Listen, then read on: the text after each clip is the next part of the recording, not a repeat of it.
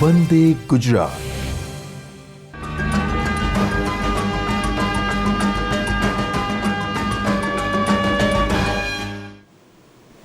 નમસ્કાર. Children senior સિટીના વિદ્યાનિકેતન વિભાગ તરફથી હું આપ સર્વેનું આ ડિજિટલ વ્યાખ્યાન શ્રેણીમાં સ્વાગત કરું છું. મિત્રો, શૈક્ષણિક સંશોધનો, શાળાઓ અને સામાજિક વિજ્ઞાનોમાં ઘણીવાર આંકડાશાસ્ત્રનો ખૂબ ઉપયોગ થતો હોય છે. તો એવા જ એક અગત્યના ટોપિક કે જેનાથી શિક્ષણમાં ગણતરીની આંકડાશાસ્ત્રની શરૂઆત થાય તેવો એક પાયાનો યુનિટ માપ પદ્ધતિઓ, તેના વિશે આજે આપણે અભ્યાસ કરીશું. Scales of measurement. શરૂઆત આપણે થોર્નડાઇકના એક વાક્યથી કરીએ. એને કહ્યું હતું કે if A things exist, it exist in sum amount, and if it exist in sum amount, it can be measured. મતલબ કે કોઈ પણ વસ્તુ છે, પદાર્થ છે, તે જો તેનું અસ્તિત્વ હોય તો તે કંઈક એમાઉન્ટમાં અસ્તિત્વ હશે, અને આ જથ્થાને, આ એમાઉન્ટને કોઈ પણ રીતે આપણે માપી શકીશું. અર્થાત વિશ્વની કોઈ પણ વસ્તુ છે તેને કોઈ એક નંબર સાથે જોડી શકાય છે અને તેનું માપન કરી શકાય છે, તેવું થોર્નડાઇકનું કહેવું છે. તો શૈક્ષણિક સંશોધનો, સામાજિક વિજ્ઞાનો અને શાળા કક્ષાએ ઘણા બધા પ્રકારનું માપન આપણે કરવાનું થતું હોય છે. આ માપનમાં વિદ્યાર્થીઓનો એટીટ્યૂડ છે, વિદ્યાર્થીઓનો રસ છે, સાયકોલોજીકલ વેલબિંગ માપવી પડે છે, અનેક પ્રકારના વર્તનો એ પણ માપવા પડતા હોય છે. કારણ કે શિક્ષણનો મુખ્ય વ્યાખ્યા જ, શિક્ષણનો મુખ્ય ઉદ્દેશ જ વર્તનમાં પરિવર્તન છે. તો આ રીતે ક્લાસરૂમમાં, વર્ગખંડમાં ઘણા બધા પ્રકારના માપન કરવા પડતા હોય છે. સાથે સાથે જો આપણે વહીવટી કક્ષાની વાત કરીએ તો પરિણામ છે, અન્ય કેટલા બધા આચાર્યોના વર્તનો છે, ક્વોલિટી મેનેજમેન્ટ છે, આ બધું જ છે એનું માપન કરવું પડતું હોય છે. મતલબ ડગલે અને પગલે આપણે માપનની જરૂરિયાત હોય છે. તો આ માપન છે એ કેટલીક વ્યાખ્યાથી સંકળાયેલું છે. તો માપન એટલે શું?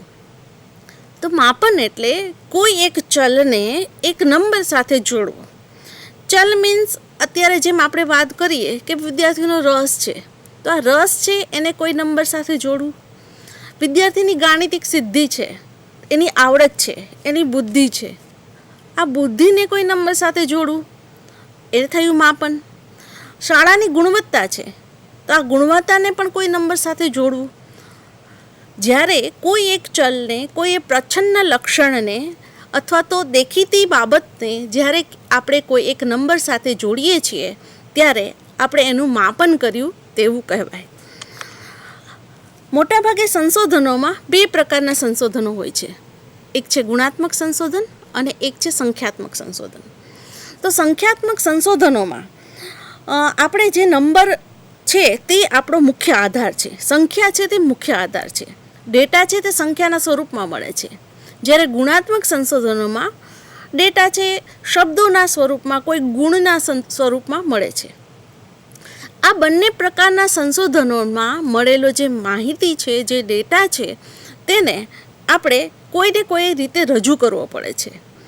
આ રજૂઆત માટે ખાલી રો ડેટા આપણે એમનેમ રજૂ કરી દઈએ તો એ યોગ્ય ગણાતું નથી. એના માટે કેટલીક આંકડાશાસ્ત્રીય પ્રયુક્તિ વાપરી અને ડેટા કંઈક અર્થઘટન સ્વરૂપમાં આવે તેવો એને રજૂ કરવો પડે. એટલે કે ડેટાનું સામાન્ય માણસ સમજી શકે તે રૂપનું સ્વરૂપ આપણે રજૂ કરવું પડે, અને આ રીતે ડેટા રજૂ કરીએ ત્યારે જ એ જનસામાન્ય સુધી પહોંચી શકતો હોય છે. આ બધી બાબતો માટે જે જરૂરી છે તે છે ડેટા એનાલિસિસ, એટલે કે આંકડાશાસ્ત્ર, અંકશાસ્ત્ર. અને આ અંકશાસ્ત્ર માટે સૌથી પહેલાં માપન થવું જોઈએ, ડેટા હોવો જોઈએ. તો એ માપનની કેટલીક પદ્ધતિઓ છે. જે ડેટા મળે છે તે કોઈક પ્રકારમાં એને વહેંચવામાં આવે છે, અને આ વહેંચણી એટલે માપ પદ્ધતિઓ. જો ડેટા આ રીતે વહેંચાશે તો જ એ આગળ એના ઉપર કઈ આંકડાશાસ્ત્રીય પ્રયુક્તિઓ વાપરવી તે નક્કી કરી શકાશે. તો સૌ પ્રથમ સ્મિથ સ્ટીવન્સે આ માપનની પદ્ધતિઓ આપેલી. એક મનોવૈજ્ઞાનિક હતો અને એને લેવલ્સ ઓફ મેઝરમેન્ટ એ રીતે એક આર્ટિકલ રજૂ કરેલો અને એ આર્ટિકલમાં એને માપનની પદ્ધતિઓ આપેલી. તેના પ્રકારો વિશે આપણે જોઈશું. તો મુખ્યત્વે 4 પ્રકારો છે: નોમિનલ, ઓર્ડિનલ, ઇન્ટરવલ અને રેશિયો. નોમિનલ મીન્સ નામ આપવું, ઓર્ડિનલ મીન્સ ઓર્ડર આપો, ઇન્ટરવલ મીન્સ અંતરાલ અને રેશિયો એટલે ગુણોત્તર. આ રીતે મુખ્ય 4 પ્રકારના માપનોને વહેંચવામાં આવ્યા છે. સૌથી પહેલાં જોઈએ આપણે નોમિનલ. તો the root of the term nominal is નોમ મીનિંગ નેમ. એનું નામ છે એ સ્વયં સ્પષ્ટ રીતે એની સંકલ્પનાને રજૂ કરે છે. નોમિનલ નોમ ઉપરથી ઉતરી આવેલો શબ્દ, નોમ એટલે કે નેમ ઉપરથી ઉતરી આવેલો શબ્દ. જ્યાં ડેટા કંઈક નામ આપવા માટે વપરાતા હોય ત્યારે તેને નોમિનલ કહેવામાં આવશે. એટલે કે આ જે માપનની કક્ષા છે તેમાં એક કેટેગરીમાં ડિવાઈડ કરે છે. કોઈ પણ ચલ છે તેને કોઈ કેટેગરીમાં ડિવાઈડ કરે છે. એ મ્યુચ્યુઅલ એક્સક્લુઝિવ ડેટાને છૂટો પાડવા માટે. ધારો કે કોઈ શાળા છે અને તેમાં વિદ્યાર્થીઓની શારીરિક ક્ષમતા છે તેનું માપન કરવામાં આવ્યું હોય, તો બહેનો અને ભાઈઓની શારીરિક ક્ષમતા અલગ અલગ હશે. ત્યારે જે માહિતી મળી હશે તેને ભાઈઓ અને બહેનો એમ 2 રીતે 2 કેટેગરીમાં વહેંચવા પડશે. ત્યારે આપણે જે ડેટાને ટાઇટલ આપીએ છીએ તો તેને કહેવાય નોમિનલ સ્કેલ. આખું એક વ્યાપ વિશ્વ છે જેના ઉપર આપણે સંશોધન કરવાના છીએ, અથવા તો આખી શાળા છે જેના આપણે ડેટા કલેક્ટ કરી રહ્યા છીએ, માહિતી એકત્ર કરી રહ્યા છીએ. તેમાં કાં તો એ વ્યક્તિ, એ પાત્ર જેની પાસેથી આપણને ડેટા મળ્યો હશે તે એક કેટેગરીમાં આવતો હશે અથવા તો કોઈ અન્ય કેટેગરીમાં આવતો હશે. તો આ વહેંચણી માટે જે પદ્ધતિનો આપણે ઉપયોગ કરીએ છીએ તે પદ્ધતિને આપણે નોમિનલ સ્કેલ કહીશું. ક્યારેક અંકો પણ ઉપયોગમાં આવતા હોય છે અને અંકોના આધારે ડેટાને વહેંચવામાં આવતો હોય છે. પણ એ અંક છે એ માત્ર ઓળખ પૂરતો જ હોય છે. એટલે નોમિનલ સ્કેલને ગુજરાતીમાં આપણે ઓળખ પદ્ધતિ પણ કહીએ છીએ.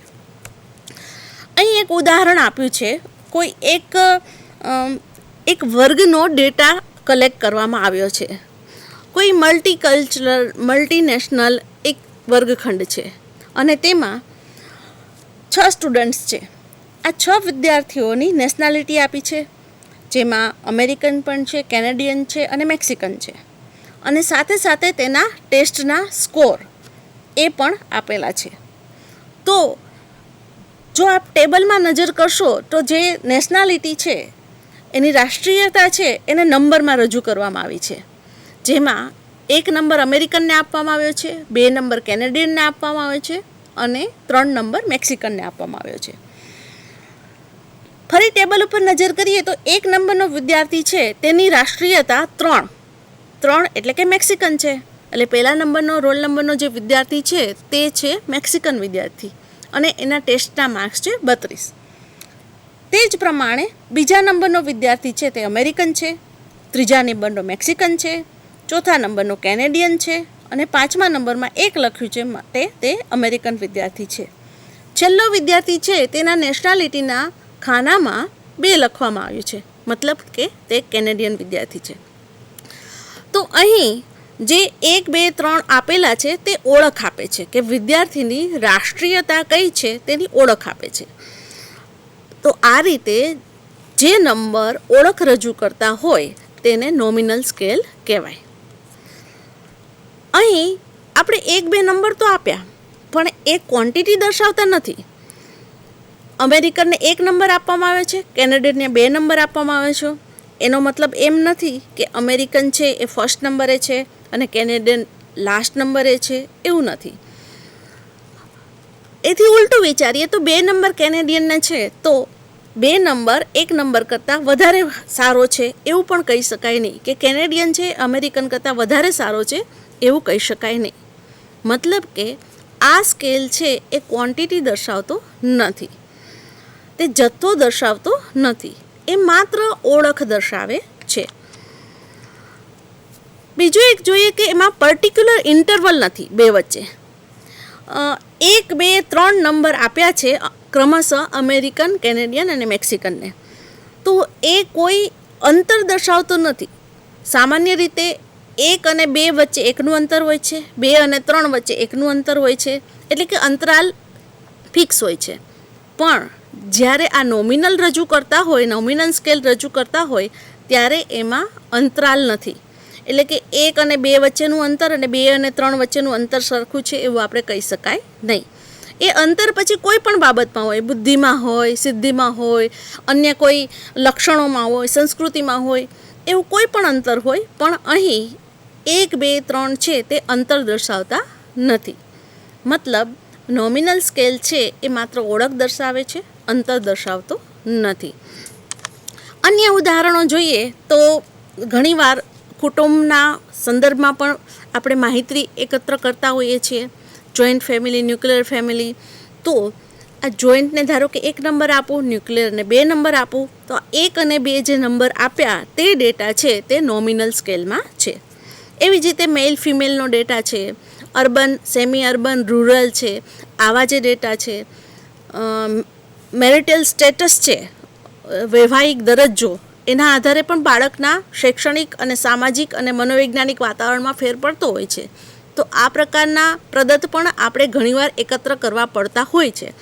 ત્યારે સિંગલ, ડાયવોર્સ કે વિડોડ આવા કોઈ આપણે ડેટા કલેક્ટ કરતા હોય ત્યારે એ જે નંબરિંગ જો એને કરીએ તો તે નોમિનલ સ્કેલમાં છે.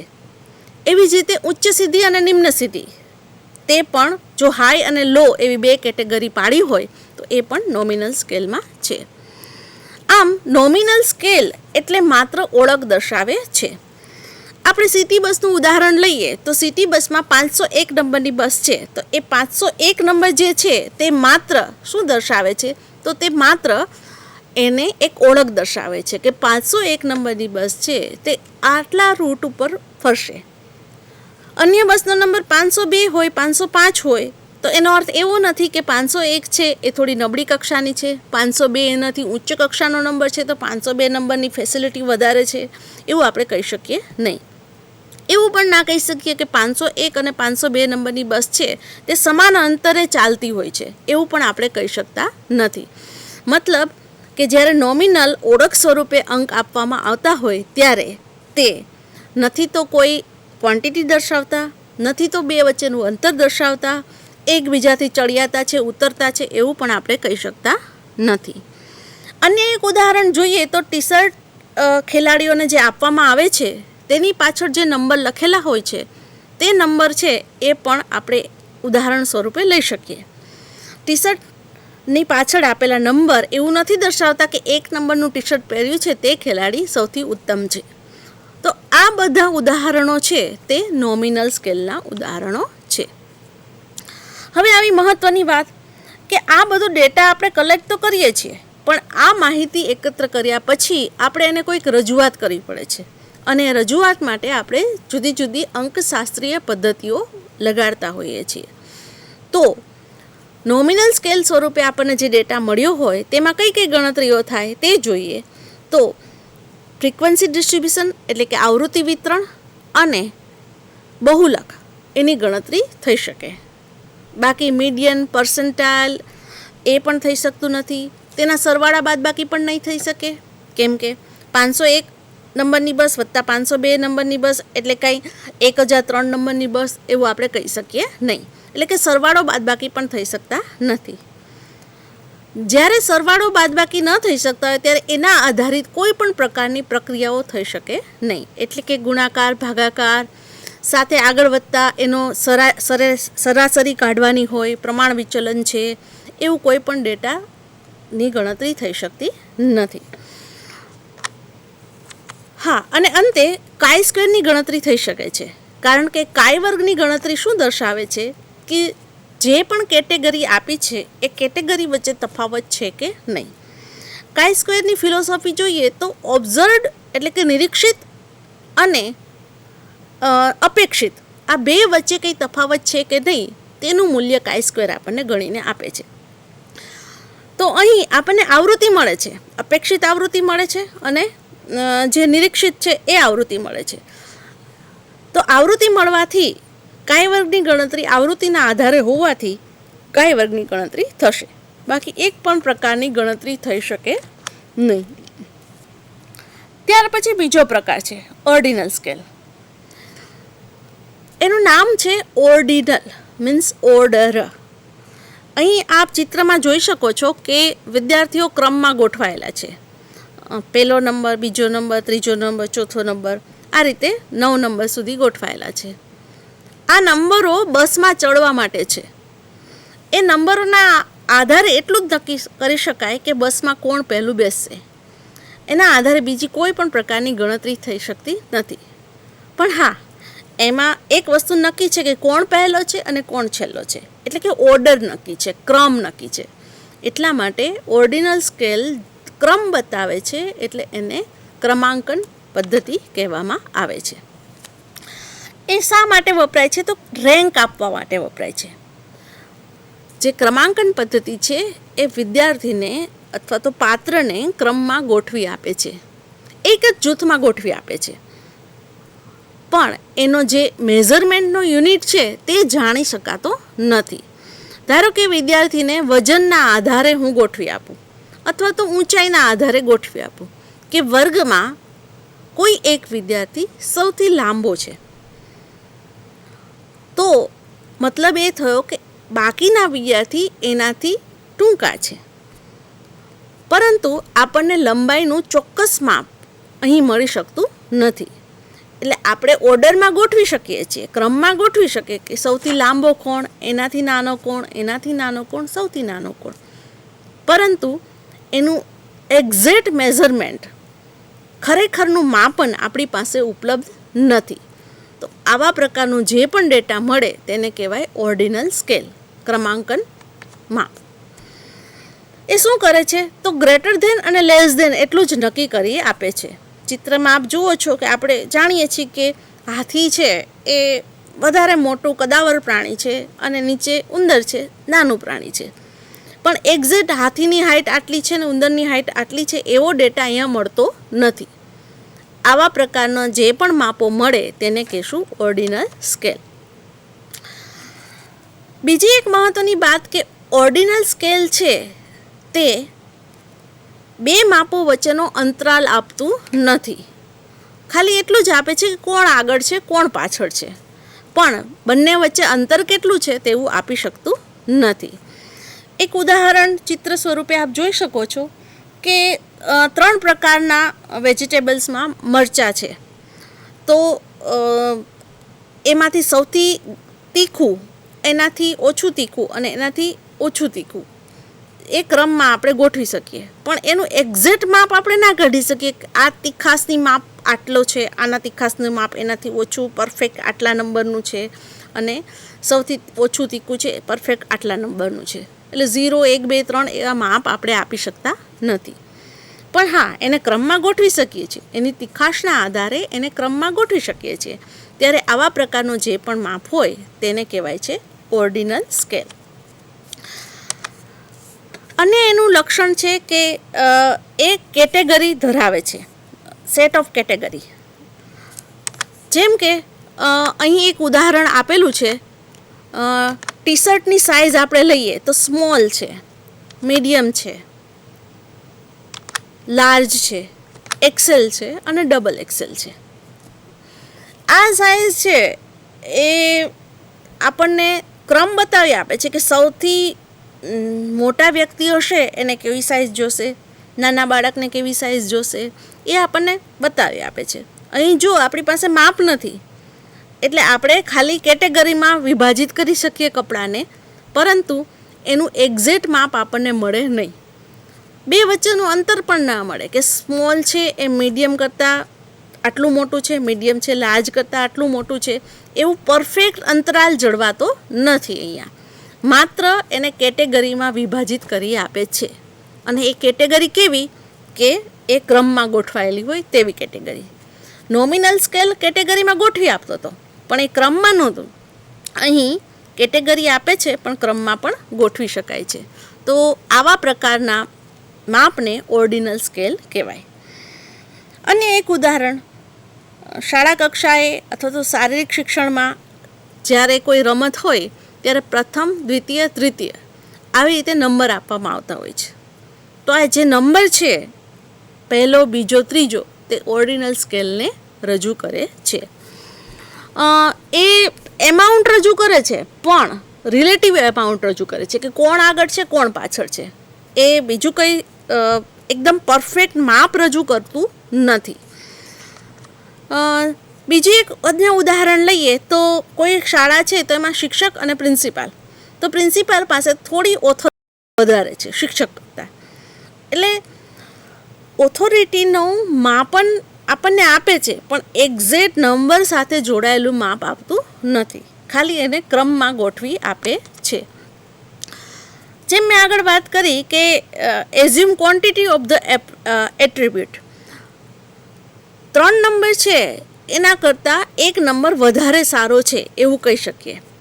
પરંતુ કેટલો સારો છે એક્ઝેક્ટ એ માપ અહીં મળતું નથી, કારણ કે આપણી પાસે ઇંચમાં માપ નથી. ખાલી પ્રથમ કોણ આવ્યું એટલું આપણે જોયું છે, એટલું જ આપણી પાસે માપ છે. જ્યારે આટલું જ માપ હોય ત્યારે એને ઓર્ડિનલ સ્કેલ કહેવાય. અન્ય એક લાક્ષણિકતા ઇક્વલ ઇન્ટરવલ નથી. જ્યારે આપણી પાસે એવો ડેટા મળે કે જેમાં સમાન અંતરાલ ના હોય તો આવા પ્રકારના ડેટાને ઓર્ડિનલ ડેટા કહેવાય. જેમ કે જે પ્રથમ નંબર છે તેને 15 ફૂટ અને 2 ઇંચ એટલું થર્ડ નંબર છે ને 15 ફૂટ 2 ઇંચ એટલું ઊંચો કૂદકો માર્યો છે. સેકન્ડ નંબર છે એને 16 ફૂટ 1 ઇંચ અને જે ફર્સ્ટ નંબર છે એને 16 ફૂટ 3 ઇંચ આટલો ઊંચો કૂદકો માર્યો છે. તો જુઓ 16.3 અને 16.1 એ બે વચ્ચે 2નો તફાવત છે, 0.2નો. અને 16.1 અને 15.2 એ બે વચ્ચે પાછો 0.2નો તફાવત નથી, ત્યાં તફાવત વધી જાય છે. એટલે કે સમાન અંતરાલ હોતો નથી. જ્યારે એવો ડેટા મળે કે જેમાં સમાન અંતરાલ ના હોય તો આ ડેટાને આપણે ઓર્ડિનલ સ્કેલમાં મૂકીશું. મોટાભાગે શિક્ષણ અને સામાજિક વૈજ્ઞાનિકો સંશોધન માટે જે ડેટા કલેક્ટ કરતા હોય તે પ્રચ્છન્ન લક્ષણોના આધારે ડેટા હોય છે, કેમ કે એમને માનવીય વર્તનો માપવાના હોય છે અને માનવીય વર્તનો છે એ ખૂબ જ કોમ્પ્લિકેટેડ છે. ત્યારે કેટલાક વાક્યોનો, કેટલાક વિધાનોનો સેટ બનાવવામાં આવે છે અને એ સેટના સામે કેટલીક કેટેગરી મૂકવામાં આવે છે, જેમાં સંપૂર્ણ સહમત, સહમત, તટસ્થ, અસહમત, સંપૂર્ણ અસહમત આવી રીતે પંચબિંદુ, ત્રિબિંદુ આ રીતે કામ કરવામાં આવતું હોય છે. તો અહીં સંપૂર્ણ અસહમત એટલે ટોટલી 0 એવું નહીં કહી શકાય, પણ સંશોધકે સેટ કરેલો 0 છે. તો આ રીતે અહીં આર્બિટરી 0 છે, એકદમ એક્ઝેક્ટ 0 નથી. એટલે સ્ટાર્ટિંગ પોઈન્ટ છે તે આર્બિટરી નક્કી કરેલો 0 છે, ખરેખર 0 હોતો નથી. તો આવા પ્રકારના ડેટાને ઓર્ડિનલ સ્કેલ કહેવામાં આવે છે. અન્ય એક ઉદાહરણ સ્ક્રીન ઉપર છે, not at all, very little, somewhat, quite a bit. Means આપણને કોઈ લાઇક ડિસલાઇક વિશે પૂછવામાં આવે ત્યારે આ રીતે આપણે જવાબ આપતા હોઈએ છીએ. તો આ જવાબો છે તેમાં નોટ એટ ઓલ એટલે એકદમ આપણને નથી ગમતું એવું આપણે કહી શકતા નથી. ક્યાંક એનું એક લક્ષણ થોડું ઘણું તો ગમતું હોઈ શકે. ટૂંકમાં જે 0 છે નોટ એટ ઓલને 0 આપવામાં આવે છે, સંશોધનની ગણતરી માટે 0 આપવામાં આવે છે, પણ એ 0 છે એ આર્બિટરી 0 છે, એ ખાલી સ્ટાર્ટિંગ પોઈન્ટ ફિક્સ કરવા માટેનો 0 છે, ખરેખર 0 હોતો નથી. એવી જ રીતે કોઈ બાબત છે કેટલી ઇમ્પોર્ટન્ટ છે, વિદ્યાર્થીના અધ્યયન માટે શિક્ષકનું વર્તન કેટલું ઉપયોગી છે, તે જો બાતમી રજૂ કરવામાં આવે તો ઇમ્પોર્ટન્ટ, નોટ ઇમ્પોર્ટન્ટ એવું આપણે લખતા હોઈએ છીએ. પરંતુ નોટ ઇમ્પોર્ટન્ટ કહીએ એનો મતલબ બિલકુલ જ 0 છે એવું આપણે માનતા નથી, પરંતુ 0ની આપણે ફિક્સ કરેલી વ્યાખ્યા છે તે કે નોટ ઇમ્પોર્ટન્ટ કહેશે કોઈ પાત્ર તો એનો મતલબ આપણે એકદમ શૂન્ય કહીશું. આપણે જોયું કે જે નોમિનલ સ્કેલ અને ઓર્ડિનલ સ્કેલ છે તેમાં લિમિટેડ ઇન્ફોર્મેશન મળે છે. ઓર્ડિનલ સ્કેલ છે તેમાં આપણને માપ મળે છે પણ એક્ઝેક્ટ માપ મળતું નથી. ખાલી ઓર્ડરમાં ગોઠવી શકાય તેટલું જ માપ મળે છે. એવી જ રીતે જો આ માપ ના મળતું હોય તો એમાં બે પ્રકારની પ્રક્રિયા છે, એડ અને સબટ્રેક્ટ, એટલે કે સરવાળો અને બાદબાકી. આ બે પ્રકારની પ્રક્રિયાઓ કરી શકાતી નથી. આ વ્યાખ્યાનનો મુખ્ય હેતુ કંઈક એવો છે કે ઘણીવાર આપણે જોતા હોઈએ છીએ કે નોમિનલ અને ઓર્ડિનલ ડેટા છે તો એમાં પણ સરવાળો અને બાદબાકી કરી નાખવામાં આવતા હોય છે.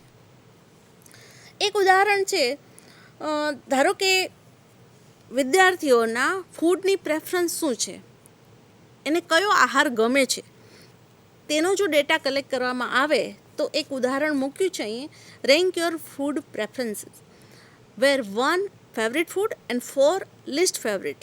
આવી રીતે એક પ્રશ્ન મૂકવામાં આવ્યો છે અને નીચે પીઝા, બર્ગર, ચોકલેટ, પપૈયા આવી રીતે આપવામાં આવ્યું છે. તો સૌથી ફેવરિટ ફૂડ હશે એને 1 નંબર આપવાનો છે અને જે નહીં ગમતું હોય એ ફૂડને 4 નંબર આપવામાં આવે છે. તો અહીં પીઝા 10 જેટલો ગમે છે અને પપૈયા 1 જેટલા ગમે છે એવા કોઈ નંબર આપણે આપી શકતા નથી. ખાલી આપણને માત્ર એટલી જ માહિતી મળે છે કે પીઝા વધારે ગમે છે અને પપૈયા ઓછું ગમતા હોય છે. ફરીથી આપણા ડેટા સેટ ઉપર આપણે આવી જઈએ, જેમાં નેશનાલિટી અને ટોટલ સ્કોર આપેલા હતા. હવે ટોટલ સ્કોર ઉપર નજર કરીએ તો સૌથી વધારે માર્ક્સ 34 છે. એ 5 નંબરનો વિદ્યાર્થી છે. એની નેશનાલિટી છે તે 1 છે. એટલે કે જે નેશનાલિટીવાળો જે ડેટા છે નોમિનલ હતો, પછી આપણે એને રેન્ક આપ્યા કે 34ની સૌથી વધારે માર્ક્સ છે તો 1 કહીએ, 32 છે એ 3 નંબરે છે, એવી જ રીતે 31 છે 4 નંબરે છે. આ રીતે આપણે ક્રમ આપીને જો એ માર્ક્સને ગોઠવી દઈએ તો આ પ્રકારનો ડેટા થયો ઓર્ડિનલ ડેટા. એટલે આપણે નોમિનલ ડેટા અને ઓર્ડિનેટલ ડેટા જોયો. હવે કઈ ગણતરી થાય એનું જરા નજર કરી દઈએ તો જે નોમિનલમાં થતી હતી તે ફ્રીક્વન્સી ડિસ્ટ્રીબ્યુશન થાય, મીડિયન અને પર્સન્ટાઇલ ગોઠવી શકાય કારણ કે ઓર્ડર છે, અને મીડિયન છે એ ઓર્ડર દર્શાવે છે, પર્સન્ટાઇલ છે એ 100માંથી કયો ક્રમ છે તે દર્શાવે છે. એટલે ક્રમને લગતી તમામ ગણતરીઓ અહીંયા થઈ શકશે, બાકી સરવાળો, બાદબાકી કે બીજી કોઈ પ્રકારની ગણતરીઓ થઈ શકશે નહીં. તો આ રીતે આપણે બે પ્રકારના સ્કેલ શીખ્યા, એ છે નોમિનલ અને ઓર્ડિનલ. હજી અન્ય સ્કેલ છે ઇન્ટરવલ અને રેશિયો, તે આપણે આ આગામી લેક્ચરમાં આપણે ભણીશું. આપ સૌએ ખૂબ શાંતિથી આ બધું નિહાળ્યું હશે અને આ ક્ષેત્રમાં આપ જ્યારે પણ હવે પ્રદત્ત એકત્રીકરણ કરો ત્યારે આપનો ડેટા કેવા પ્રકારનો છે અને એમાં કેવા પ્રકારની ગણતરી થાય તે આપ નક્કી કરી શક્યા હશો એવી હું આશા રાખું છું. ફરી આવતા વ્યાખ્યાનમાં આપણે મળીએ. નમસ્કાર.